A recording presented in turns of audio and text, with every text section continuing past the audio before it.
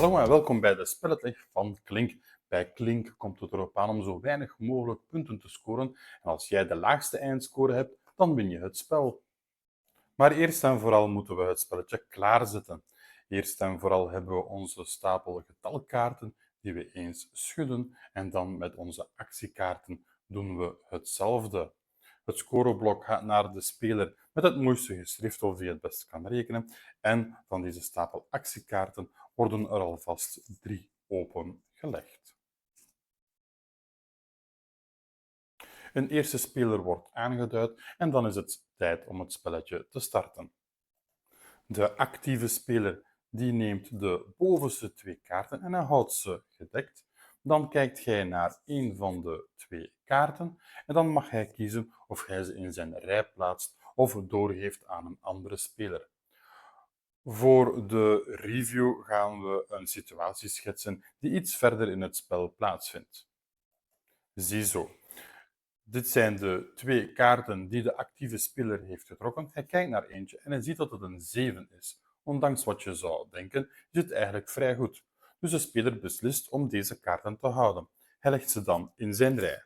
Dus 7 en 0.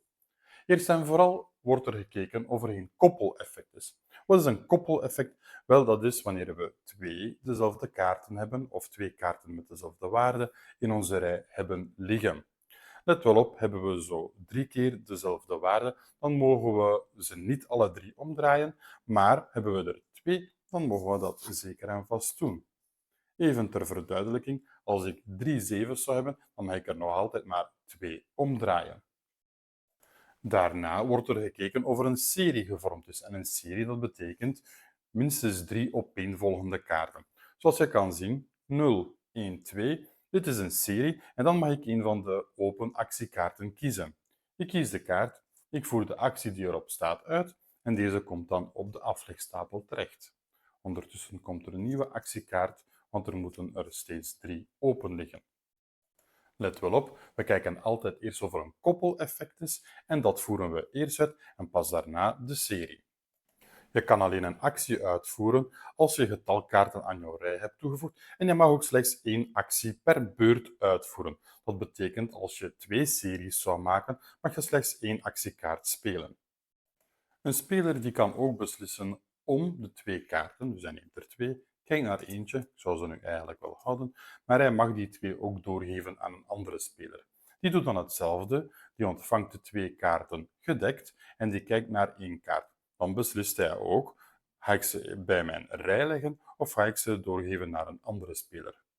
Een speler mag nooit 2 keer kaarten bekijken. Dat betekent, als alle spelers al naar de kaarten hebben gekeken, dan moet die laatste speler ze gewoonweg toevoegen aan zijn rij. Met of tegen zijn wil. De speler die de 2 kaarten aan zijn rij heeft toegevoegd, met of tegen zijn wil, is de startspeler van de volgende beurt. Een ronde eindigt wanneer 1 of meerdere spelers 10 of meer kaarten in hun rij hebben liggen. En dan worden de punten geteld. De kaarten die gedekt liggen, die tellen mee als 0 punten. De speler die de meeste getalkaarten open of gesloten in zijn rij heeft liggen, die mag 10 punten aftrekken van dat eindresultaat. De speler die de minste getalkaarten heeft, die moet daar 10 punten bij optellen. Heeft een speler geen enkele kaart liggen, dan krijgt hij gewoonweg 0 punten. Deze scores worden genoteerd en eventueel opgeteld bij voorgaande scores op het scoreblok en er wordt gecontroleerd of een speler nog niet meer heeft dan 77 punten. Als een speler dus 77 punten heeft, dan stopt het spelletje en de speler die de minste punten heeft, die wint het spel. Bij geval van een gelijkstand delen de spelers de overwinning. Ziezo, dit was onze spelletleg voor het spelletje Klink.